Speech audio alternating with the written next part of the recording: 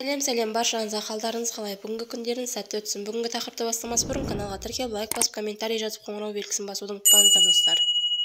Отандық әнші көпшілікке Бүркіт есімімен танылған Айбек Жансейітов желідегі жұбайы Айшаға сезімін білдірді. Бүркіт желіде Айша екеуінің видеосын жариялап, Александр Тарадовтың "Мен осы әйелді сүйемін, қатты сүйемін" өлеңін жолдаған. Сонымен қатар әнші жігіттер кеңес де беріп кетті. Күнде таңертең жарыңызға "бүгін ерекше сұлусың" деп айтып қойсаңыз, күніңіз өзгереді, деді Бүркіт Инстаграм парақшасында. Ал желі қолданушылар әншінің бұл жазбасын келісіп айтып, Айшадай әйелді сүймеу мүмкін еместігін жарыса жазды.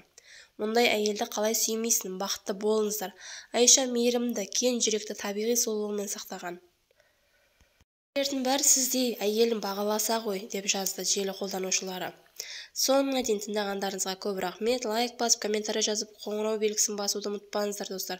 Шоу-бизнес жаңалықтар әрқашан сіздерге алғашқылардың бірі болып жаңалықты жеткізетін болады.